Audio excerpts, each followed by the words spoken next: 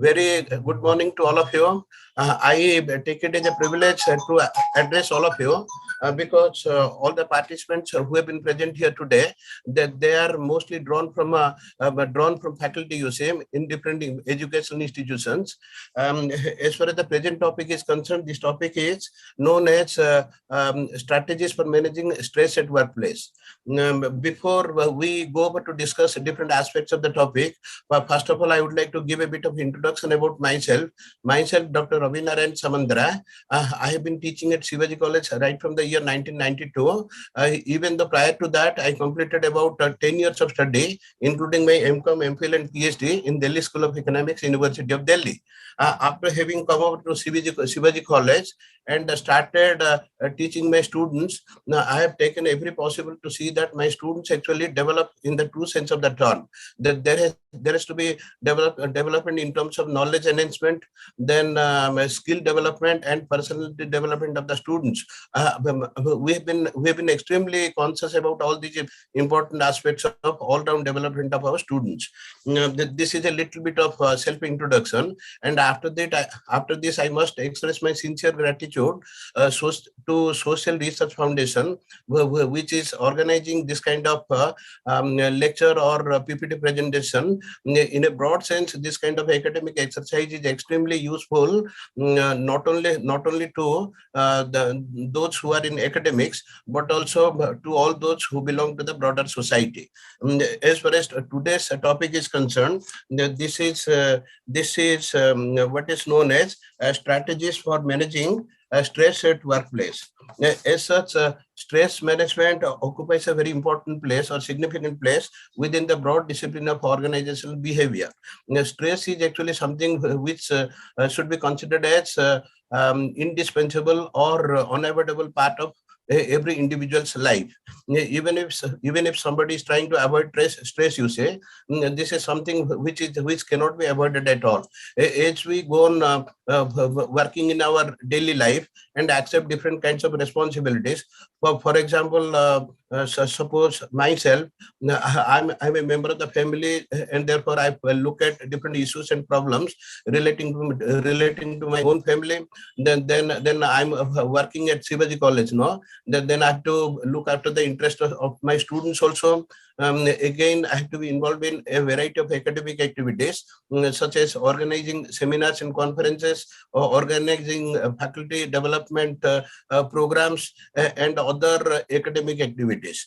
In the course of undertaking such responsibilities, it is very much natural that some amount of stress may be created in my mind. I mean, before we examine different aspects of stress and its management, first of all, I would like to define stress as representing a mental or physical strain on the part of the individual concerned, which is essentially created because he is not able to cope with the excessive demands of the situation or the overall environment around him. Many different pressures may be imposed upon the individual concerned, you say, which may be arising from the family itself, or the broader society, or the workplace, and so on. Since the individual's energies, physical energies, mental capacities, and so on, are extremely limited in nature. Naturally, a point will come. When the individual concerned will not be in a position to handle any more of responsibilities or assignments. In this case, it is very much natural that some amount of physical and mental strain or stress will be created in his mind, which he is supposed to resolve or handle in the best possible manner.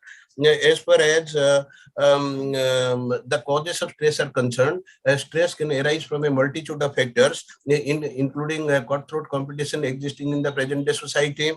Then there could be some amount of stress at the workplace. Then the stress could arise due to certain family compulsions or family pressures, and so on. So far we've been able to define stress and also identify some certain important causes of stress. As far as individual responses to stress are concerned, such responses or individual responses may be manifested in different possible forms. For example, individual reactions to stress may be manifested in the forms of psychological symptoms such as anxiety, depression, fatigue, frustration, and so on. Similarly, there could be physical symptoms also, which may include some excessive headache, heart stroke, palpitations, and so on. And finally, all such physical and mental symptoms lead to certain behavioral symptoms within the workplace itself, in the form of aggression, abusive behavior, absenteeism, lack of creativity, poor decision making, and so on. These are some of the essential points regarding the basic or the conceptual meaning of stress. Next, in this connection also, I would like to say that Lord Buddha actually said that the human needs or human wants are essentially the causes of misery in the lives of different individuals in the society. This is a very higher level principle of life, you see, which cannot be practiced by ordinary individuals. Every individual is essentially trying to maximize his need satisfaction. He is trying to acquire more and more of material possessions with himself, with a view to improving his standard of living. That there is so much of competition existing among different individuals in the society. So stress is something which is bound to occur in the life of each and every individual. Therefore, the important question is as to whether stress should be avoided or not. Rather, the primary focus should be on the management aspects. That means stress should be managed in a positive way or in the most constructive possible manner, so that the benefits or the positive benefits of stress could be realized. Next.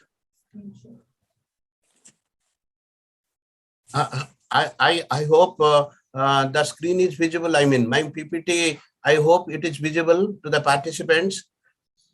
Let me know the response from the participants. Is it visible? No, sir. Just 1 minute. It will be displayed on the screen, I mean, so that the participants can see. Just 1 minute.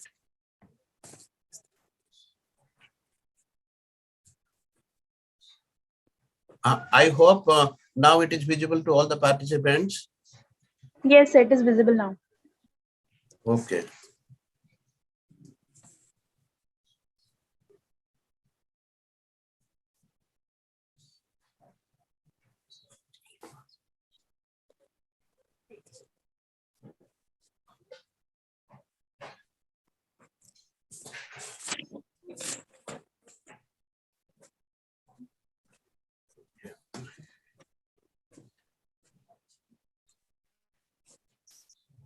Next, we shall go over to discuss certain important features or characteristics of stress.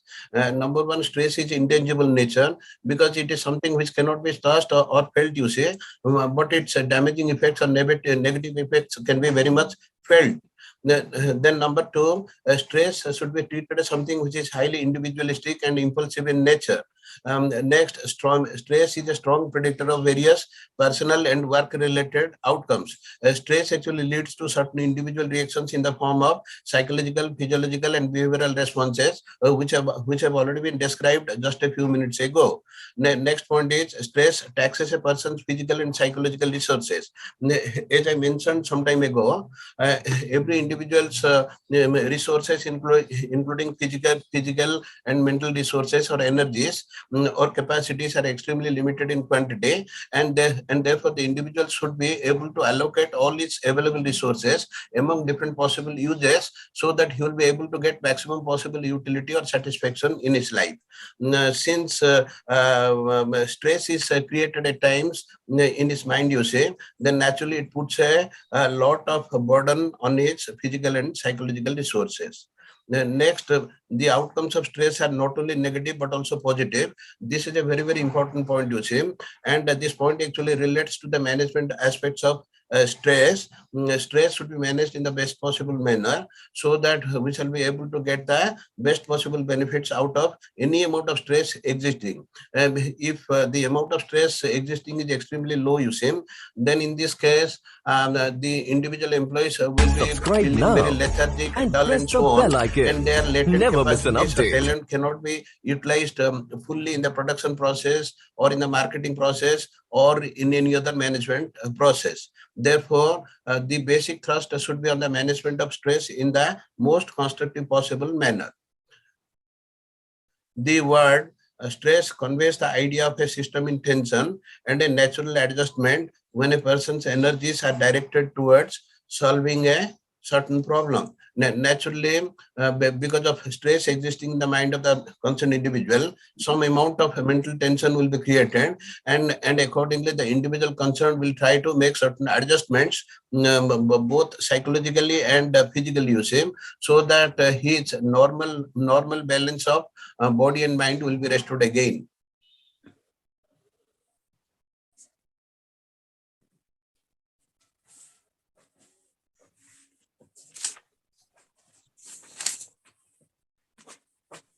Okay.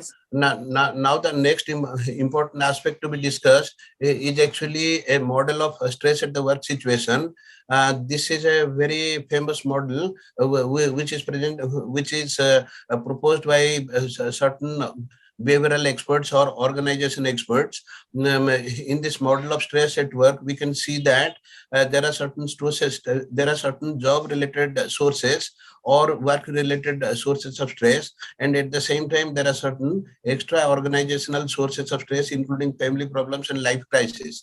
Both these job-related aspects of sources and extra organizational sources of stresses, but both these operate simultaneously, so that all these get manifested in the form of certain symptoms shown by the individual employee himself, such as certain amount of anxiety, neuroticism, ambiguity, type A behavioral pattern, and so on. As far as the meaning of type A behavioral pattern is concerned, this is actually representing a certain situation where the individual concerned is trying to achieve more and more of things within less and less time. I mean, because of such time management, which is actually involving management of time in a certain way, by which the individual would be able to achieve more of output or production, you see, in less and less of time.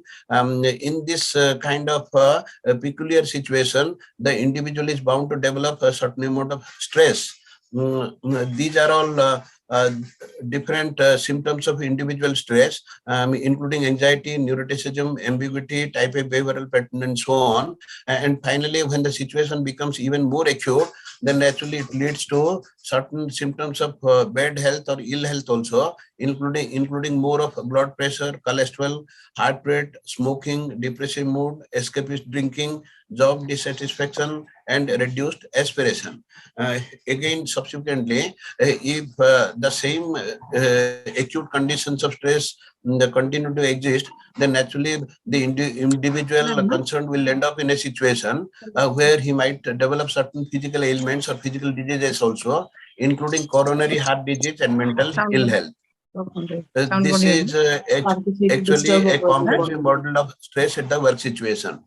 And I think some of the most important aspects of this model of stress have been explained to you well.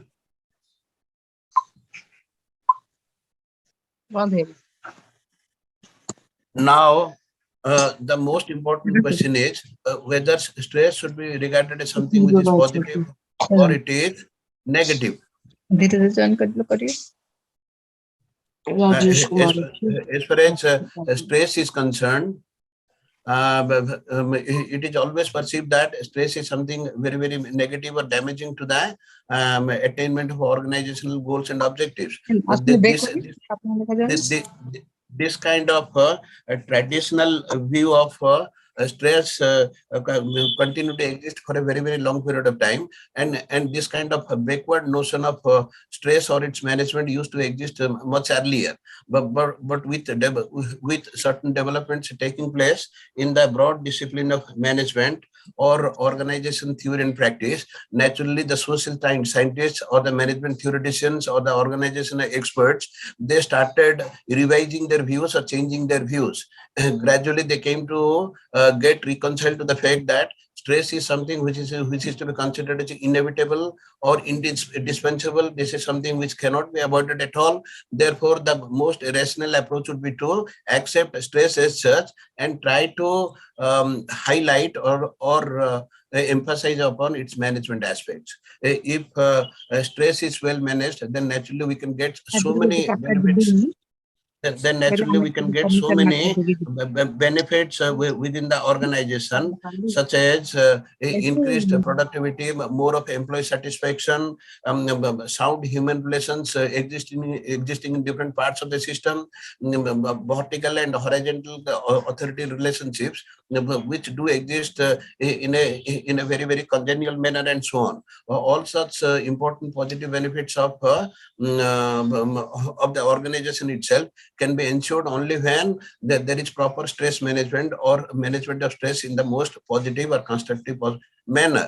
As far as stress and job performance are concerned, stress is actually stress actually may or may not exist. In case there is absolutely no amount of stress, then naturally the individual employees will be feeling lethargic, and they will not develop the necessary enthusiasm or spirit to carry out their job related activities, and accordingly their level of job performance will be extremely low. As the amount of stress goes on increasing, then naturally the performance of employees also tends to increase, because stress actually causes an individual to get motivated and make use of his resources, both physical and mental, to the maximum possible extent in the course of job performance itself. Finally, there is another extreme situation where the amount of stress may become too much, or it might go beyond a maximum level. Then in this case, the overall performance of our employees will start declining, I mean. So on the whole, we can say that there is a certain kind of inverted U-shaped curve, you see, indicating the relationship between stress and job performance at different stages. In the beginning stage, the amount of job performance is extremely low. Then subsequently, with an increase in the level of stress, the performance level also goes on improving or increasing. And finally, when the amount of stress increases beyond the maximum limit, then naturally it becomes counterproductive, and the level of productivity or output of individual employees, that also starts declining. I mean, this is a very very interesting revelation of many research studies which have been undertaken by the social scientists or organization experts on this particular aspect of the relationship existing between stress and job performance.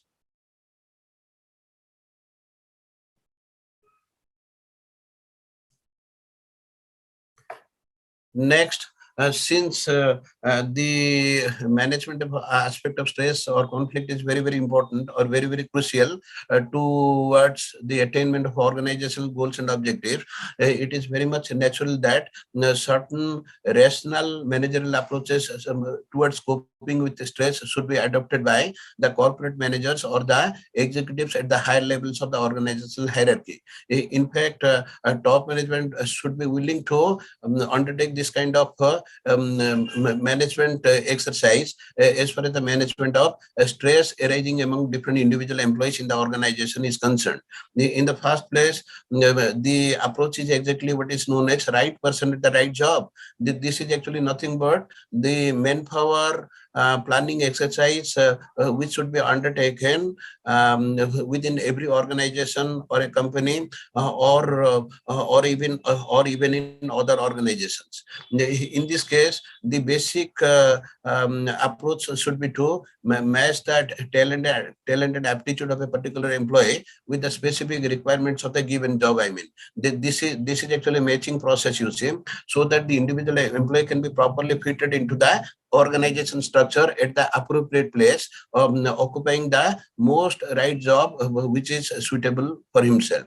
But unfortunately, in a country like in our country, this kind of manpower planning is not existing in the true sense of the term. There are so many rural areas or remote corners of the country where the people as such, they are not being employed in the right jobs due to lack of job opportunities. In fact, they're working as farm laborers or marginal workers, or they're undertaking certain other low-level job activities. These things are happening even though the fact remains that these people have a tremendous amount of talent or potential which could be utilized or exploited in a much more productive manner. Therefore, proper manpower planning should be considered as an extremely important approach as far as stress management is concerned. And next important approach is in the case of proper manpower planning, or if proper manpower planning is ensured, then naturally the individual employee will be extremely happy or satisfied at the job situation, and its contribution to the actual level of output will be much higher. Next important approach is what is known as proper communication. The communication is something which refers to the meeting of two different minds. That means the same subject matter should be understood in the same sense by both the parties at the same time. This is exactly what is known as meeting of minds, or the process of proper communication. As far as the nature of proper communication within an organization is concerned, the employees of the organization should be properly explained about the overall company philosophy and objectives, then the specific job requirements that are very much expected of them, the kind of authority and responsibility relationships that should be existing among different employees of the organization, either within the same department or across different departments, and there are so many other important aspects about which necessary explanation should be given to the employees by the top management team. This is exactly what is known as sound system of proper communication, which should be existing in different parts of the organization itself. In this case also, the amount of stress existing among different employees, that also gets substantially reduced when the employees are able to get proper explanations or clarifications regarding different aspects of the job, and the company, the management team, the overall organization structure, and so on.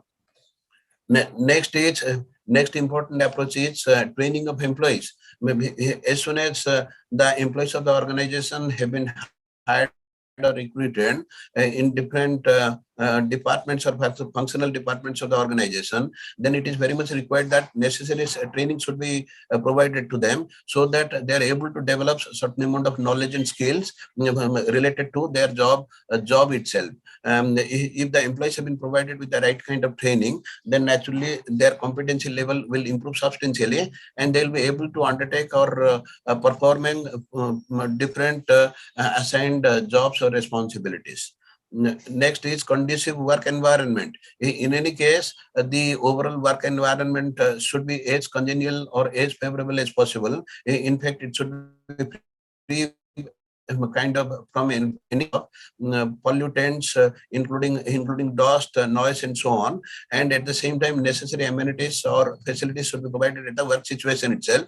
For example, necessary hygiene or hygienic conditions, then water facilities, necessary refreshments also from time to time, tea or coffee, snacks, and so on. All such facilities constitute what is known as conducive work environment, and this is also a very important approach to be adopted with the management team, so that employee stress will get reduced substantially. Next important approach is grievance cell for employees. Employees' grievances should be redressed in the best possible manner, and for this purpose, grievance cells should be established in different parts of the organization or different departments of the organization to be managed by certain competent persons. mentoring the employees. As far as the mentoring process is concerned, a certain number of employees should be placed under the direction and control of direction and guidance of some kind of guardian or competent person who will be able to attend to their individual problems, or the problems which exist even in their family settings or families. So in this case, the employees, any kind of ill feelings or frustrations or grievances which the employees may be nourishing, those will get reduced substantially, and this will reduce the stress level existing among the employees. Next important approach is career development programs for employee. Next one is motivating the employees. As far as the process of motivation is concerned, there are certain famous theories of motivation which have been proposed by the management experts, such as theory X and theory Y. Then motivation and hygiene, then hygiene and motivation factors, or the two-factor theory. That is also another important theory. Then there is Maslow's need hierarchy also, isn't it? So Maslow, then XY theory, then hygiene, motivation, hygiene theory, and so on. These are all supposed to be important theories of motivation.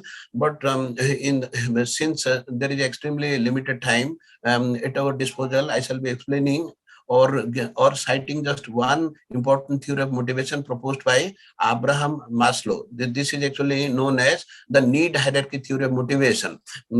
As far as the individual or human needs are concerned, all such needs can be classified into 5 different broad categories, including physiological needs, safety needs, social needs, esteem needs, and self-actualization needs. In a developing country like India, most of the motivation occurs at the level of physiological safety and social needs. And as far as higher level need satisfaction is concerned, those needs will actually act as motivators only after the lower level needs of individual employees have been satisfied to a reasonable extent or to a sufficiently high degree.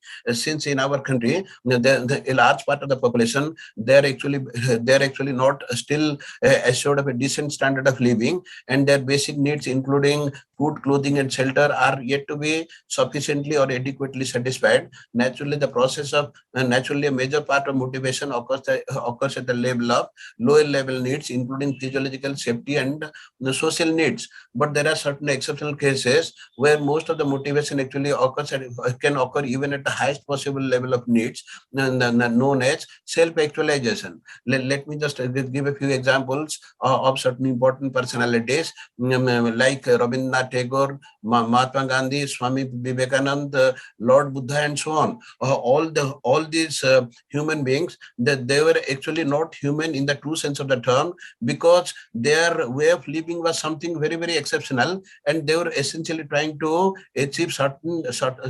extraordinary things in life. Vivekanand, for example, went over to attend the Congress session in the city of Chicago, and he had delivered a speech which was of extraordinary standard, essentially including the spiritual aspects of life.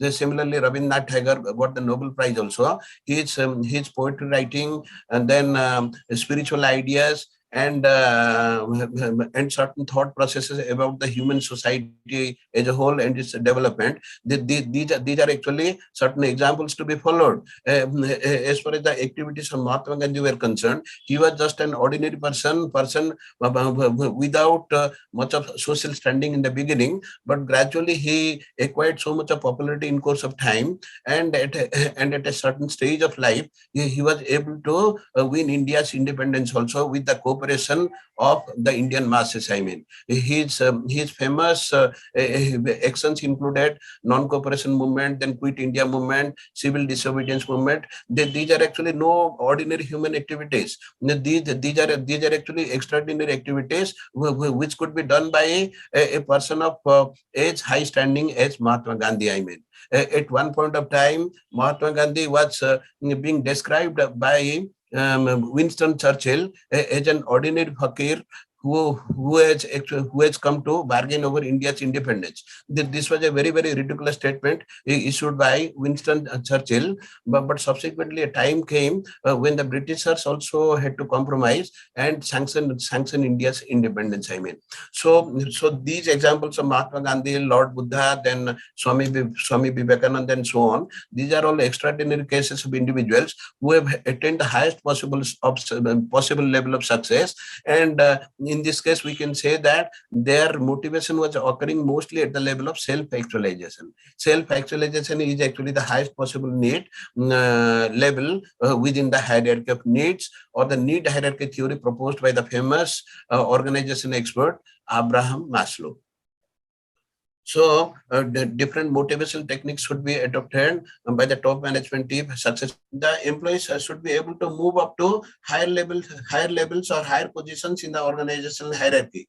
Therefore, promotion opportunities should be offered to the employees, and certain schemes like job enlargement, job enrichment, and so on. All these important programs can also be introduced, so that the employee will get more of the satisfaction in the course of job itself or work itself.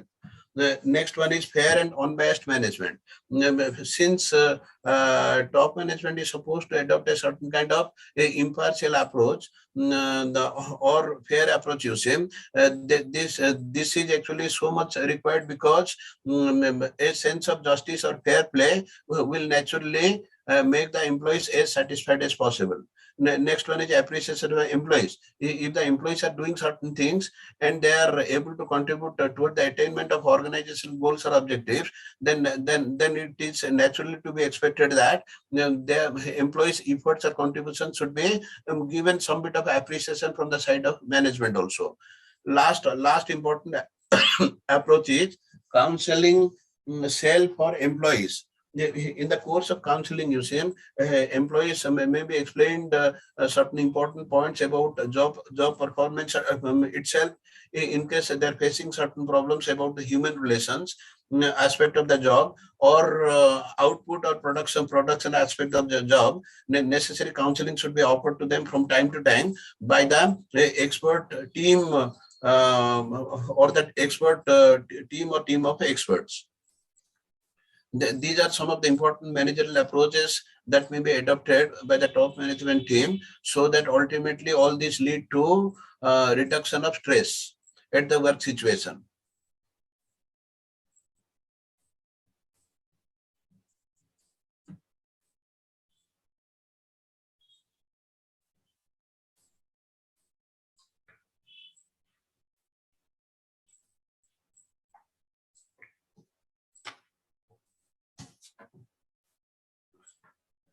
Now, we shall go to discuss certain important managerial techniques which are extremely useful for preventing stress. I hope my voice is audible to all the participants.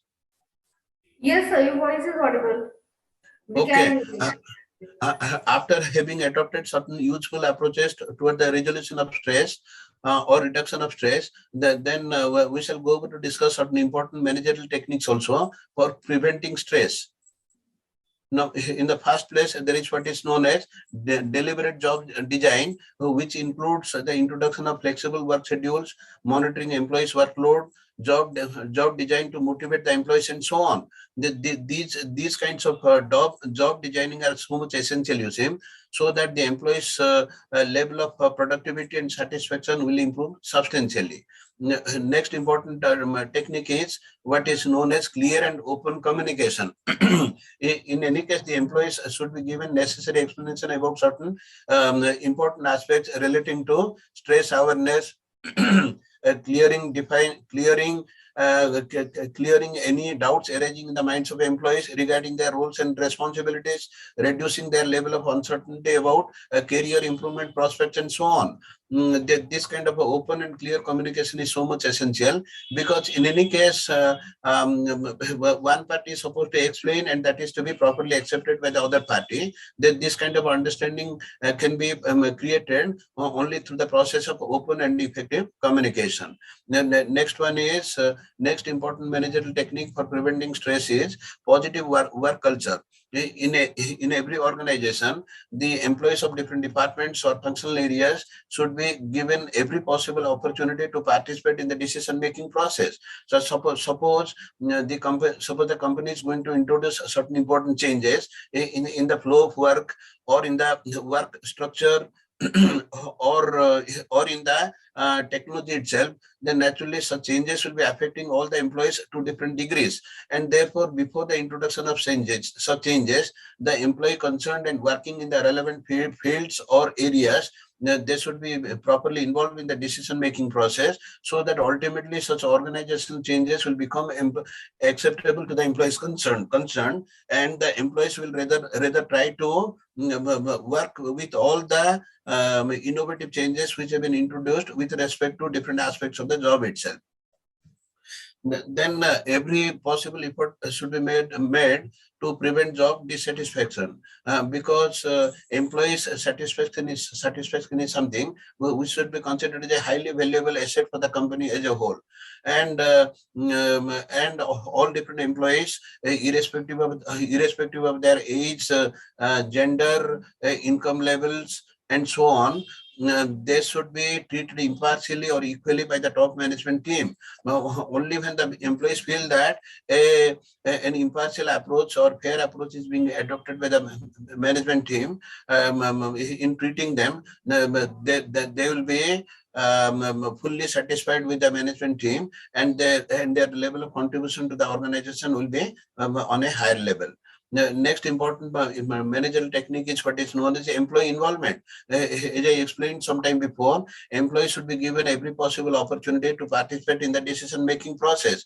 In this connection, I would like to give a specific example of management by objectives, or management by objectives, or briefly we call it as MBO. MBO is actually a technique of management which can be adopted with all success, because it involves the basic process of involving the employees in the decision-making process. Initially, the broad objectives of the company have to be properly established or decided through mutual consultation with the employees in different departments. Then at successively lower levels of the organization, all different employees who will be assigned to carry out such objectives, that they should also be given necessary hearing, and their viewpoints should be properly valued. And finally, at the bottom level of the organization, it is actually the production supervisors and the other people working at the lowest possible level who should be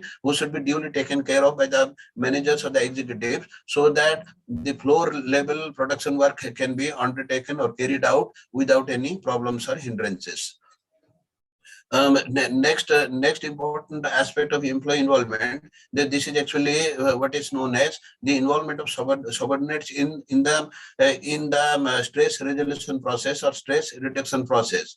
In any case, employees should be given every possible opportunity to participate in the decision making process, and their viewpoints should be heard properly, because it is actually the bottom level workers or supervisors who are doing the real work, and they have the real production experience or experience about other aspects of the company. These are some of the important managerial techniques which can be used profitably for the purpose of reduction of stress within organizations. Number one, deliberate job design, then clear and open communication, positive work culture, and employee involvement.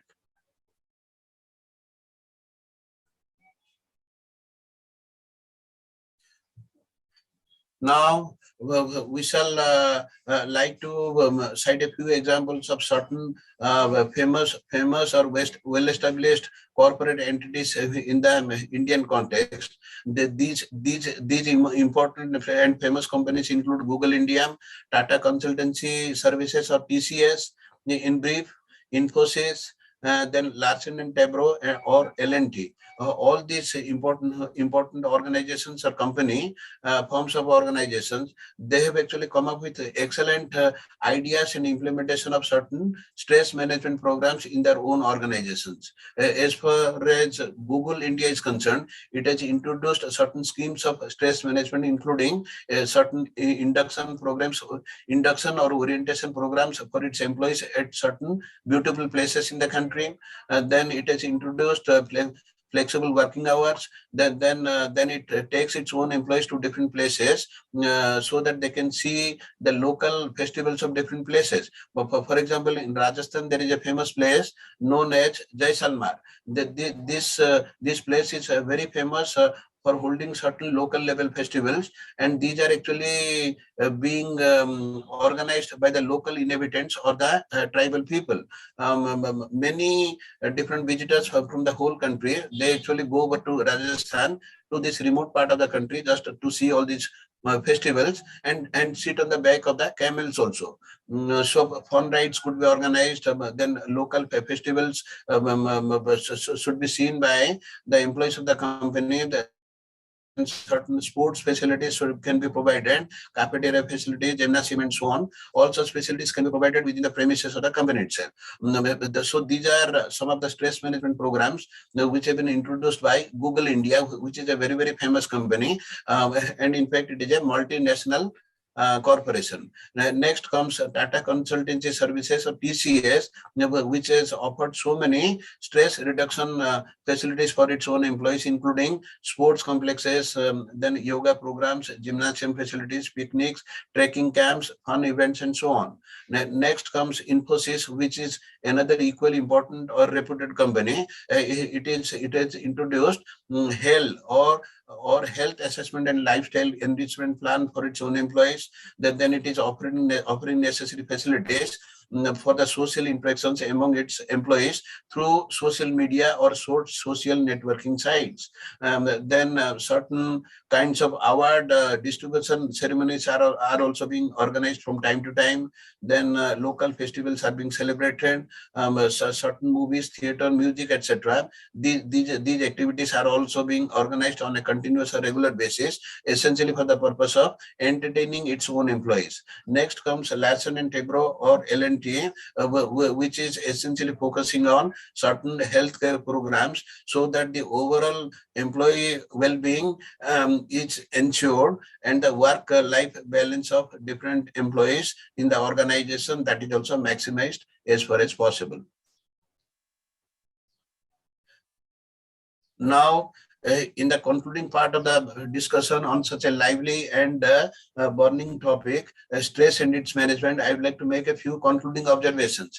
In the present complex organizational life, every individual is supposed to manage his own stress, or else the employee concerned will become a slave of stress as such, or a servant of stress as such, which will result in so many ill effects, including poor work performance, imbalanced psychological well-being, then impaired physical health, and so on. So either the individual employee should be in a position to manage his own stress, you see, or else the individual concerned will become a slave or victim of his own stress, with the concomitant consequences of reduced health, impaired psychological well-being, then reduced work performance, and so on.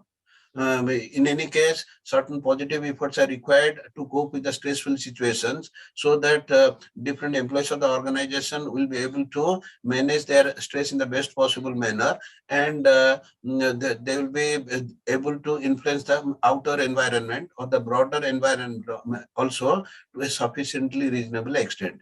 There are so many Indian companies which have actually increased their stress management efforts, especially during the current pandemic situation, which has arisen due to COVID-19. COVID-19 actually came more than 2 years before, and this is a very precarious situation which has actually affected the backbone of not only Indian economy but all different economies all across the globe. As far as India is concerned, we were also very much affected continuously for a period of 2 years, but somehow by the grace of the Almighty, now the situation has subsided. During the period of during such pandemic period or precarious period which existed during the occurrence of COVID-19, many of the activities of the Indian companies were severely affected, which led to displacement of the existing employees, then switch over from the offline mode of working to online mode of working.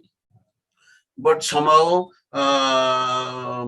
due to their own abilities or capabilities, the Indian employees have been able to adapt to both offline and online modes of working. I mean, now there are certain companies where blended modes of working are also being tried. Even in our university system also, the blended modes of working have been introduced very successfully, and somehow we have been able to come out of the pandemic situation while maintaining the level of productivity, or ensuring even higher level of production even during this pandemic situation. This has occurred due to the commendable efforts made by the Indian corporate entities, and also by the central government also, including and also the state governments, to a commendable level. Even a situation came where India was able to produce COVID-19 vaccines also, and these vaccines, and it was able to export such vaccines to some of the countries who actually needed them most. I mean, in this way, India has solved not only its own problem, it has also been able to emerge as a global leader as far as the containment of COVID-19 is concerned. Now, even at this point of time, a majority of the corporate employees are still in the stress zone. Even though COVID-19 is gradually disappearing, the people have seen the ill effects or damaging effects of COVID-19, and therefore there is still a sense of fear or insecurity which is still existing in the minds of different people across different sections of the Indian society.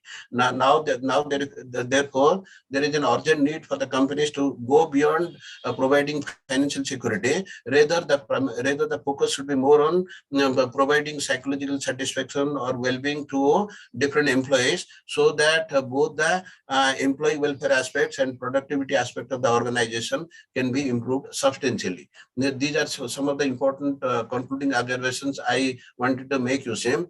Stress as such is such a burning topic, a lively topic, not only for the present times, but for all times to come. All efforts should be made to ensure that stress is well managed within the society as a whole, including various organizational entities, various individual employees who are working in different organization setups and so on, so that finally human welfare or all-round development of citizens of the country are fully assured. These are some of the important points which I wanted to discuss with all of you on the topic strategies for managing stress. Finally, at the end of the discussion, I would like to invite any kind of questions from the side of the audience, so that I shall feel, so that I can say that our discussion has been complete in the true sense of the term. In case there are certain questions from the side of the audience, I shall be so happy to answer.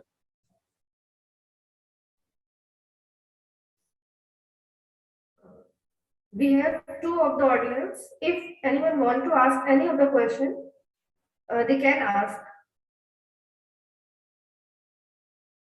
Sir, I feel there is no questions, as you have described very well in this session, and we will upload this presentation to other different media platforms also. So if any of the query will be there, we will also put our details over there. They will ask the questions over there, and we will communicate this to you.